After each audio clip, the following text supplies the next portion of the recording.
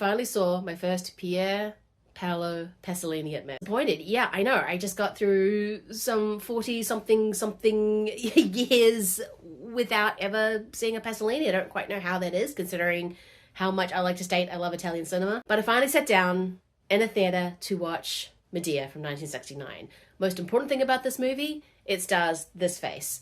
Of course, Maria Callas, the opera singer who was playing the titular Medea. Now, this is based on the ancient Greek play by Euripides, Medea, which of course follows the same structure. Medea marries Jason. She helps him facilitate, or basically does the work to get the Golden Fleece so he can be king. And unfortunately, after 10 years of waiting around, Jason has to marry someone else, a younger woman. And Medea gets her revenge. But this movie is mostly about Maria. I mean, the power of her face drives this movie. From the first moments you see her, she is arresting. She is a face of beauty, secrets, and actually, no, rage is not the right word.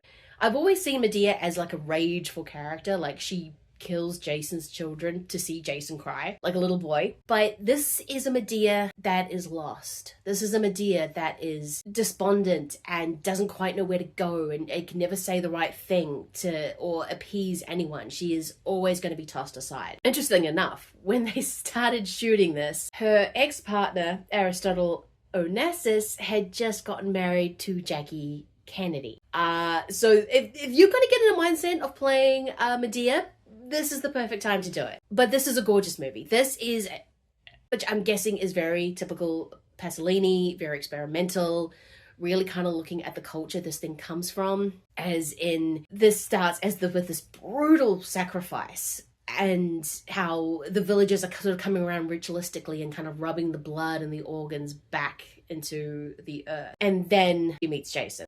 This very primal, occultish kind of beginning, and as the movie sort of goes on, it never ever loses that. I mean, Medea was considered a witch. This is kind of playing it as, well, you see me as a witch, so therefore I am, which is the sadness and the tragedy to it. But you really kind of get the violence that Medea comes from, so when she does what she does, it's completely understandable. You are completely within her mind frame of why she's doing what she's doing, even though she barely speaks throughout the movie, and it's more just being hypnotized by her eyes.